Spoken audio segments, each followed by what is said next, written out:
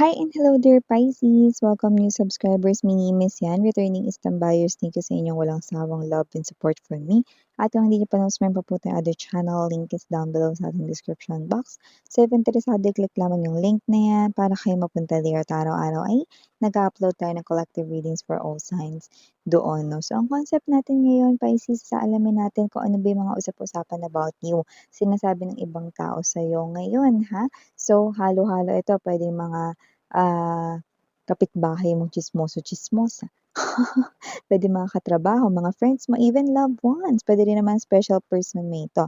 Puwedeng crush mo 'to, puwede rin naman mga babes na ito ay boyfriend, girlfriend mo, 'yan o asawa mo. Okay, so just take how this resonates. Okay, at siyempre wala tayong gender dito, pakatandaan, babae, lalaki, LGBT, lahat ay welcome. Puwede rin po mga babes 'no na, magkapalit-palit dito yung mga roles 'no, basta just take only what resonates. Okay, so yeah, okay, may free will kayo if you want to claim the messages or hindi. So let us see. Pisces. Archangel Michael, thank you so much. Angel guides, can we get messages right here for Pisces? What does Pisces needs to know? Ano ba yung sinasabi kay Pisces ng mga tao sa paligid niya? Can you please show me? Ano 'tong mga gossips, rumors, usap-usapan 'no, sa kayo lang makakapagsabi, Pisces 'no, kung may katotohanan ba yun, okey, or wala. Pero basta ito yung kanilang laman ng thoughts about you, okey.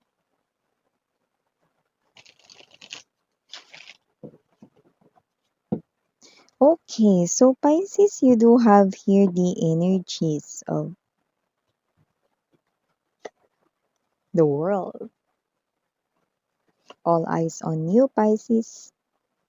10 of Swords, 3 of Wands, 5 of Wands, Queen of Swords, King of Swords, bottom of the deck, we've got the Page of Cups energy, the Eight of Coins, and the Empress. Okay?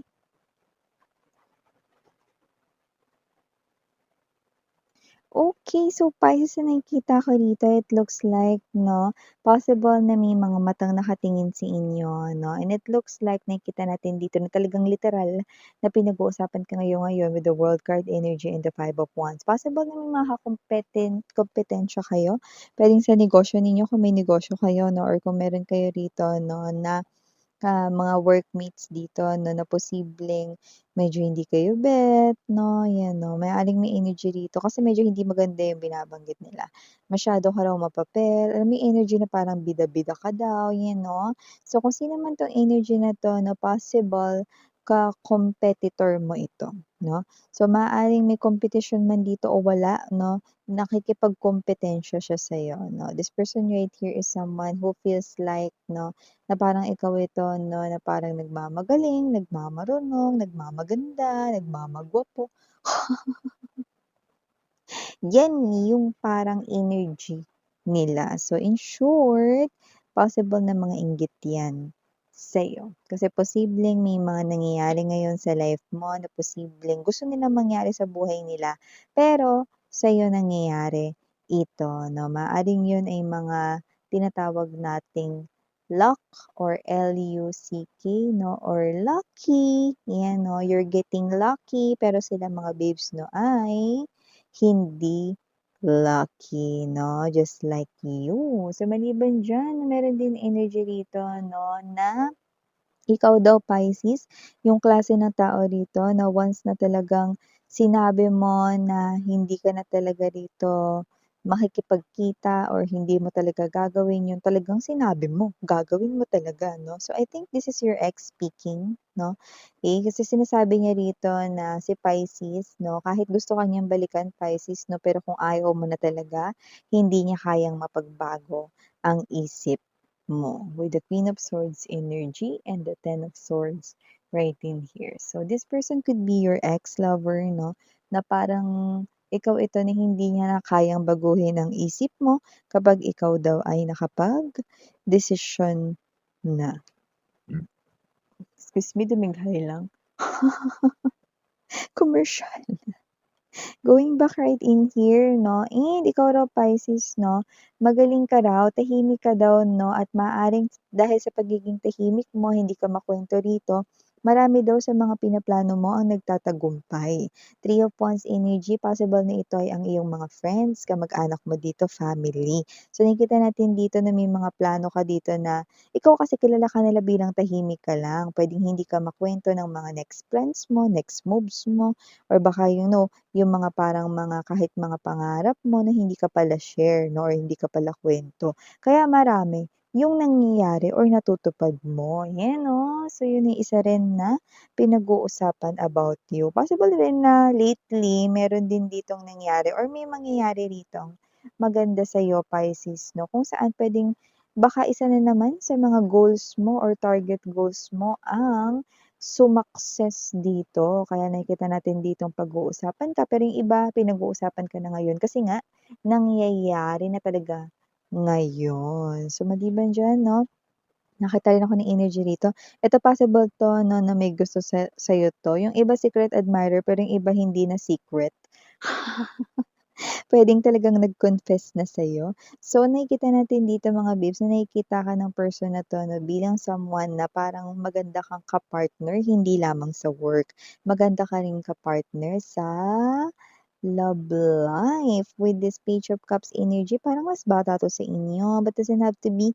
Pero meron dito 'no, na or nakikita niya kayo mga babes 'no, na, para kayo ritong, bata or bata pa lang naging matagumpay na kayo dahil masipag kayo sa work, Ang tingin niya sa inyo rito 'no, is kayo ay matagumpay sa inyo ritong career, 'yan oh. So, hindi naman niya kayo nakikita as in bigatan na as in sobrang yaman talaga 'no, pero ang ibig niyang sabihin dun, nakikita niya kayo rito bilang masipag kayo, may pangarap 'no, kasi gusto niya rito number one 'no, gusto niya rito sa isang babae or isang lalaki 'no, yung may pangarap.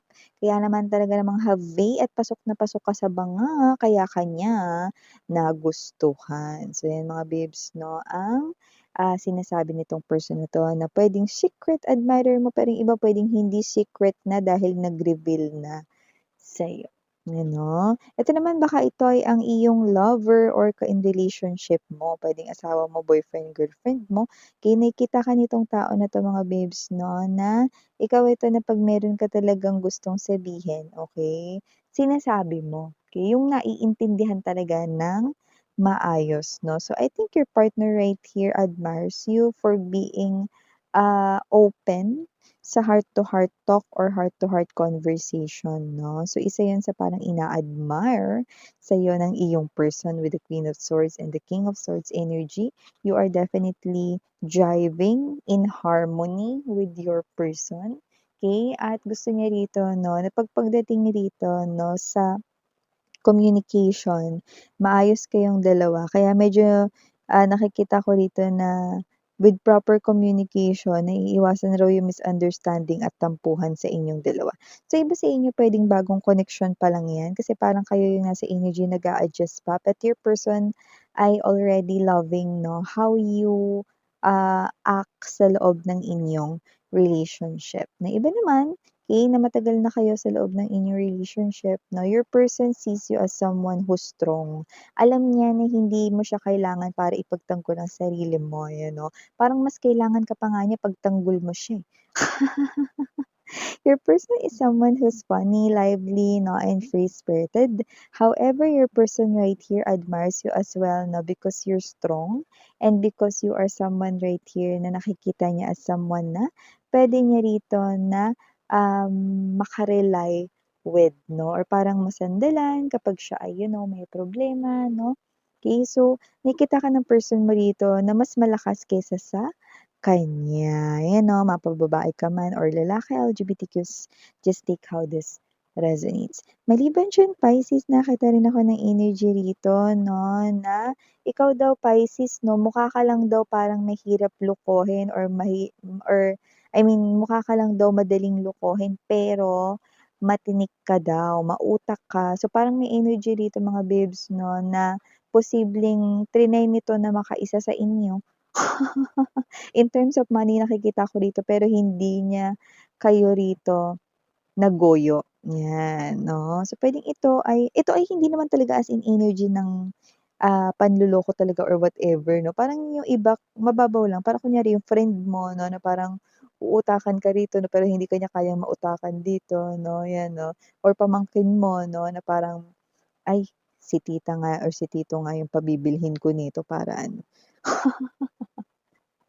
Parang nakikita nitong person na 'to that you are very sharp 'no, hindi ka madaling mauto, pero parang nasa itsura mo yung madali kang parang mauto daw 'no, pero matinik ka. In other words 'no, hindi ka mabilis malulusutan, yun ang sinasabi nila dito 'no, which is yeah, kinda true 'no. Alam mo Pisces, actually strength mo nga yan, eh. Yung akala nila mukha kang mahina pero deep inside malakas ka, yun ang nakikita natin dito. Gaano kalakas Miss yan, mas malakas pa sa Reagan ni Eugene. Ghost fighter para sa mga kaedad ko diyan, alam niyo 'yan kung gaano kalakas ang ray gun ni Eugene. So, definitely malakas kayo, Pisces, 'yan. And also nakikita rin kayo dito ng iba 'no, that you have that kind of glow, natural glow. Nakikita ko rin dito usap-usapan dito 'no, kung meron ka bang nilalagay sa iyong skin. Kasi nakikita nila rito na parang ikaw ay blooming, mapababae, mapalalaki 'no. Parang nakikita nila rito na parang kung dati 'no, medyo may pimples ka, ngayon mukhang clear ang iyong face 'no. Or sa iba naman 'no, parang, medyo pumuti ka 'no, yung mga gano'ng klase ng energy 'no, or dati kasi medyo dark ang iyong color, you know. So, whatever the case may be, nakita ko rito na wala naman talaga kayong usually ginagawang something big like aesthetic sa inyong self, okay. Kasi possible na mas nakatulog kayo ng maayos-ayos or mahaba-haba nitong, mga nakaraang buwan or just lately, okay. Or kayo ito mga babes 'no, na wala kayong problema, okay, or, less stress kayo or wala kayong stress kaya naggo-glow ang inyong skin 'no. Kaya yung mga pimples ay lumayas din talaga sa inyong face. At yung wrinkles ay tinantanan din kayo. So definitely, nakikita ko dito na may mga taong nag-a-admire at nagko-compliment sa iyong glow, 'yan 'no. So nakikita natin dito na nakikita nila ang changes positive sa inyo or positive changes sa inyong physical appearance. So yeah, these are all the messages I've got right here. Sinasabi dito kayong humusga kung may katotohanan ba yan sa inyo or wala, basta yan ang sinasabi ng mga people around you. So yeah, these are all the messages we've got right here for you, Pisces. Thank you so much for your time here, babe. Again, I'm Yuriana on me, Sarang Hey, Love and Light. Ayan.